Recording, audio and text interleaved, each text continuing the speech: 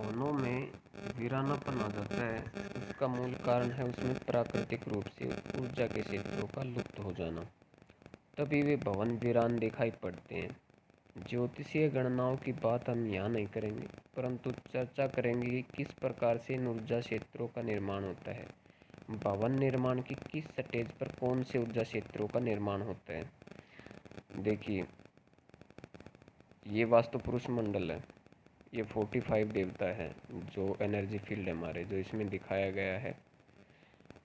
असल में ये सॉफ्ट कॉपी है आचार्य संजय गुप्ता जी से मैंने मंगाई है। मेरे पास सॉफ्ट कॉपी नहीं थी, वो गुम हो गई थी और दोबारा से मैं पीडीएफ फाइल बनाने में थोड़ा सा मेरे पास टाइम कम था, तो मैंने ये सॉफ्ट कॉपी अभी आचार्य जी से मंगाई है।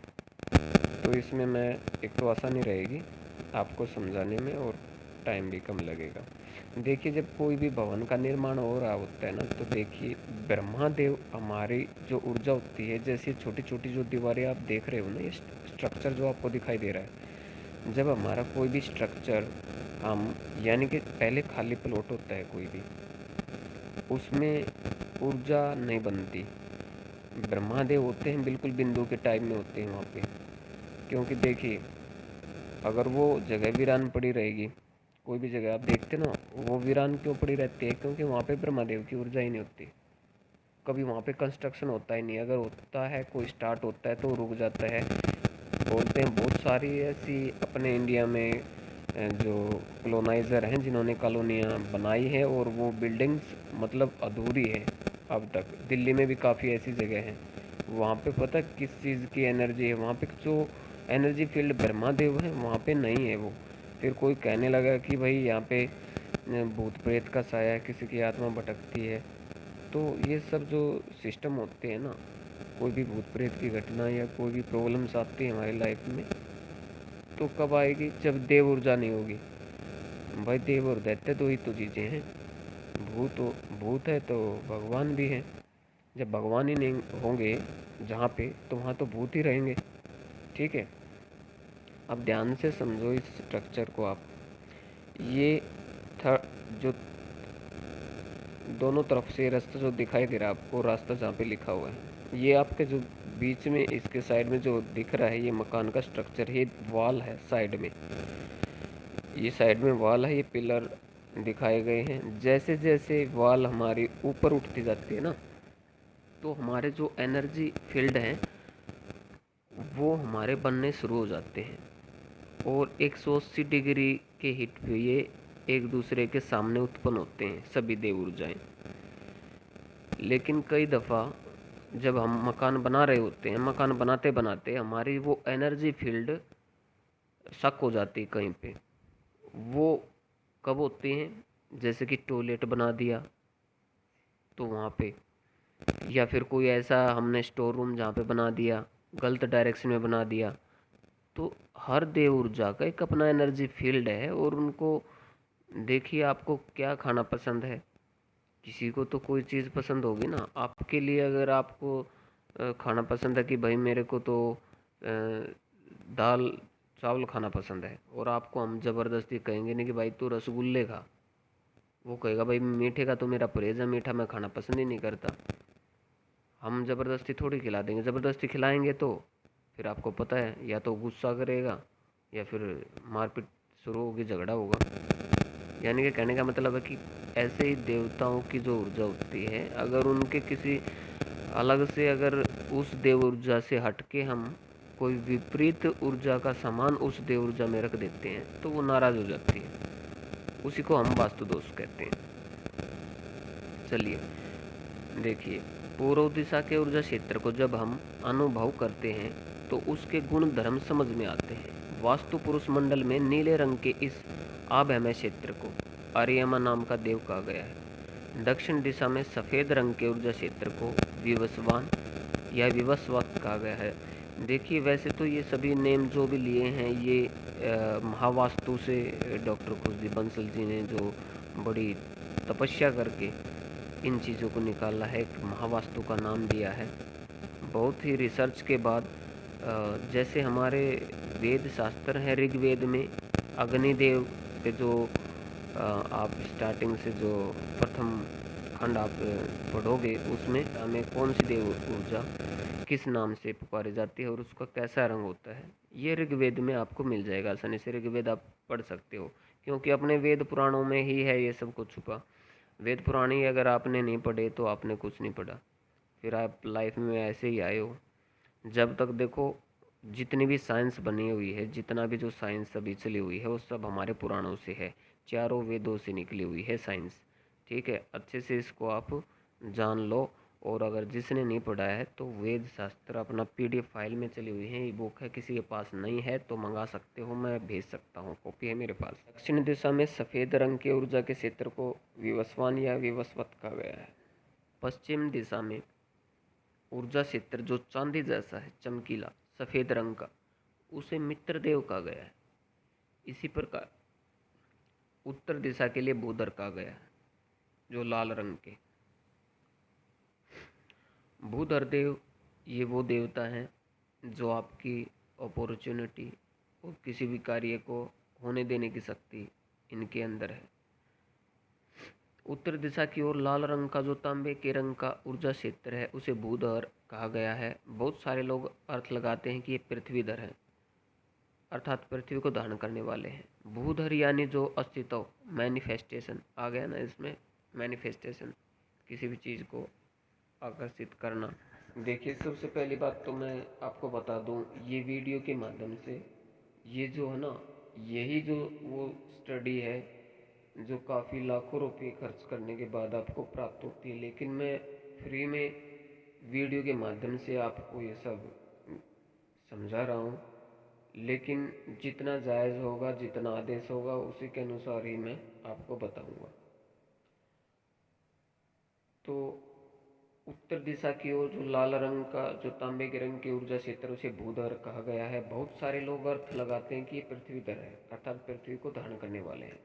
भूधर यानी जो अस्तित्व, मैनिफेस्टेशन को धारण करता है, जिस शक्ति के कारण संपूर्ण सत्ता अस्तित्व में आती है, उस शक्ति का नाम ही भूधर है।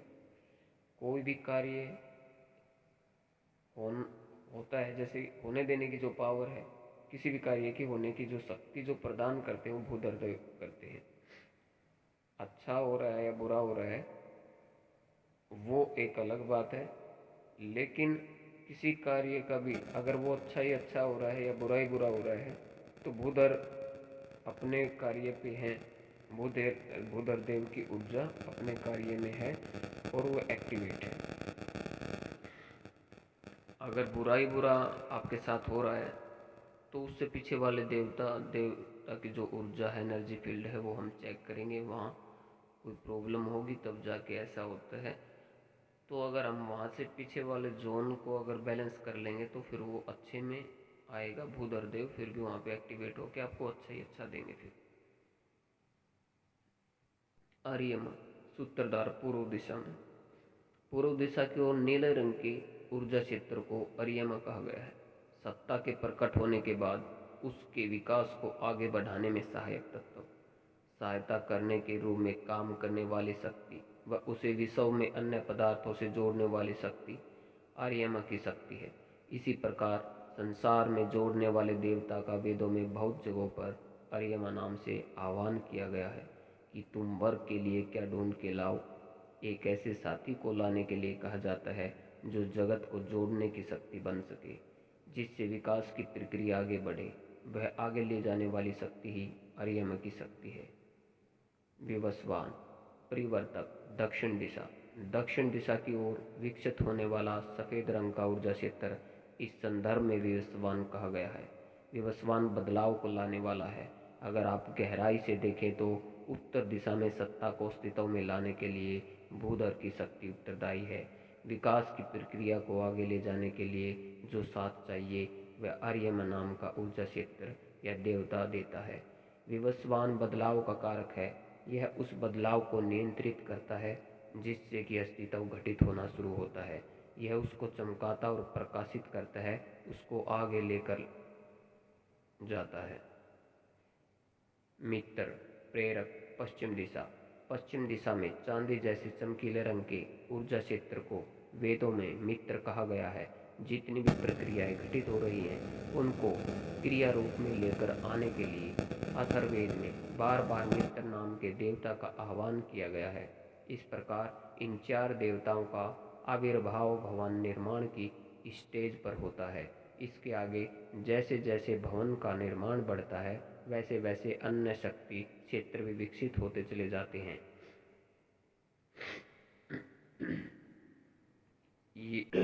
ये ऊर्जा के क्षेत्र अलग अलग गतिविधियों एक्टिविटीज को जीवन के आयामों में घटित कराने में सहायक शक्तियाँ होती हैं। जैसे ही दीवारें खड़ी हो जाती हैं और सिर्फ उन पर छत डालनी बाकी होती है तभी से इन चारों देवताओं के कोणों से अर्थ है डायगोनल दिशाओं में अर्थात उत्तर पूर्व, दक्षिण पश्चिम एवं उत्तर पश्चिम में ऊर्जा का बहाव होने लगता है। जैसे एक कछुए के 4 पांव निकले होते हैं, ठीक उसी प्रकार से इन डायगोनल दिशाओं में दो दो ऊर्जा क्षेत्र निर्मित होते हैं। उत्तर दिशा की ओर स्थित देवता या ऊर्जा के क्षेत्र को आप कहा गया है। इसके साथ में जो ऊर्जा क्षेत्र निर्मित हुआ है उसे आप वत्स कहा गया है। इसी प्रकार से सविता और सवितर नाम के देव दक्षिण पूर्व दिशा में माने गए हैं। दक्षिण पश्चिम में इंद्र और जय नाम के देव कहे गए हैं। उत्तर पश्चिम में रुद्र और राज्यक्षमा नाम के देव और असुर माने गए हैं। आप औसत देव और आप वत्स वाहक उत्तर पूर्व दिशा। ईशान कोण में स्थित ऊर्जा क्षेत्र चांदी जैसे चमकीले सफेद रंग के हैं। इन्हें वास्तु पुरुष मंडल में आप और आप वत्स कहा गया है। इनका अथर्ववेद में नाम आता है और इनको स्वास्थ्यदायक शक्ति के रूप में बहुत महत्व दिया गया है। आप औषध देव अथर्ववेद के प्रथम कांड के 6ठे सूत्र में आपको रोगों के शमन और भयों के निराकरण का देव माना गया है। इनकी शक्ति भय से मुक्त कराने वाली है और उसमें रोग निवारक शक्ति है। आप वत्स वाहक उत्तर पूर्व में पूर्व की ओर सफेद रंग की शक्ति आप वत्स की है। औषधि की शक्ति को नदियों के जल में समाहित कर आगे लेकर जाने वाले देव के रूप में आपके पुत्र के रूप में आप वत्स को माना गया है। सविता जागृति करता और सावित्र पुष्टि करता। दक्षिण पूर्व दिशा सविता जागृति करता। दक्षिण पूर्व में स्थित ऊर्जा का क्षेत्र तांबे जैसे लाल रंग का होता है। जैसा रंग भूधर का है वैसा ही रंग इस ऊर्जा क्षेत्र का होता है। यह ध्यान की शक्ति को देने वाला, अग्नि को प्रज्वलित करने वाला, प्रारंभ करने में सहायक, उत्तेजित कर झटके से कर्मों को गतिमान करने वाला ऊर्जा क्षेत्र है। सावित्र पुष्टिकर्ता सविता के साथ इनके एक प्रिय सहायक हैं। वास्तु पुरुष मंडल में उनको सावित्र के रूप में जाना गया है। सविता के बिल्कुल साथ लगता हुआ एक सफ़ेद रंग जो कि विवस्वान से आता है उसका ऊर्जा क्षेत्र है जो ठीक उसी प्रकार से है जैसे घी का स्वरूप होता है। इन्हें कसुर माना गया है परंतु ये संसाधन युक्त है। इनकी शक्ति इनके साधनों की अपरिमित क्षमता है। इंद्र रक्षक और जय दक्षिण पश्चिम दिशा। इसके आगे दक्षिण पश्चिम के देवता हैं, उनमें इंद्र और जय नाम के देवता है। इंद्र रक्षक दक्षिण पश्चिम दिशा में एक बहुत ही गहरे भूरे लाल रंग का ऊर्जा क्षेत्र विकसित होता है जिसे इंद्र कहा गया है। कई जगह इनका हरित स्वरूप भी माना गया है। जय विजास्त्र चमकीले सफेद रंग का एक ऊर्जा क्षेत्र जो कि विकर्ण अक्ष डायगोनल एक्सिस पर दक्षिण पश्चिम की ओर है। वास्तुशास्त्र में जय कहलाता है। कई बार इसे जय इंद्र भी कहा जाता है। जय उस वज्र या शस्त्र का नाम है जिसे इंद्र धारण करते हैं। वे सभी शस्त्र भी जो जीवन में जीत को सुनिश्चित करते हैं, ये धन को सुरक्षित रखने के अधिष्ट देव माने गए हैं। ये गर्भ धारण करने की औषधि की शक्ति भी है। यही वजह है कि वास्तुशास्त्र में प्रसूति गृह यानी कि डिलीवरी रूम के लिए दक्षिण पश्चिम दिशा का चुनाव करने को कहा गया है, क्योंकि इस जगह में इंद्र नाम के देवता का वास माना गया है। कहा गया है कि उन्हीं की शक्ति से गर्भ शिथिल होता है, वो जीवन शक्ति देता है और दीर्घायु करता है। इनको एक रक्षक के रूप में भी माना गया है। अथर्ववेद में 5वें कांड के 25वें सूत्र में 4थे मंत्र में इंद्र का स्वरूप इस दिशा के लिए कहा गया है। इसी स्वरूप के आधार पर आगे चलकर वास्तुशास्त्र में तिजोरी इत्यादि रखने एवं सुरक्षित प्रसव हेतु संतुलन बैठाने के दिशा निर्देश दिए हैं। रुद्र प्रवाहक भी हैं और राज्यक्षमा स्तंभक उत्तर पश्चिम दिशा। उत्तर पश्चिम अर्थात वायु कोण में हल्के लाल रंग तामा रंग के दो देवता रुद्र और राजयक्षमा विकसित होते हैं। मूल रूप से राजयक्षमा का रुद्रदास रुद्र के ही सहायक हैं। रुद्र प्रवाहक। ऋग्वेद में रुद्र का उल्लेख कई स्थानों पर आता है। इन्हें कपटी व चोरों का अधिपति भी कहा गया है। उपचार करने की इनके पास एक विशेष विधि है। ऐसा भी कहा गया है कि जो शक्ति पृथ्वी पर जल धाराओं को प्रवाहित करती है वह भी रुद्र ही है। जीवन में गतिविधियों को प्रवाहमान बनाए रखने की शक्ति भी रुद्र की शक्ति है। राजयक्षमा स्तंभक। राजयक्षमा रुद्र के ही सहायक हैं जो किसी भी जड़ के अधिष्ठ हैं। जो शक्ति नींव को बनाकर रखती है उसे शक्ति प्रदान करती है और पकड़ कर रखती है उसे ही राजयक्षमा या रुद्रदास कहा गया है। यह दीवारों को बांध कर रखने की शक्ति, उनको पकड़ कर रखने की शक्ति और मन को ठहराव देने की शक्ति है। वास्तु पुरुष की कल्पना मूल रूप से ऊर्जा क्षेत्रों की स्थिति जैसा चित्र में दिखाया गया है को देख कर की गई है। वैदिक ऋषियों ने कल्पना की होगी कि इस प्रकार की एक आकृति में जो ऊर्जा के क्षेत्र दिखाई पड़ रहे हैं वे अलग अलग देव स्वरूप है। अलग अलग देवता इस आकृति पर विराजमान हैं। शेष भाग कल।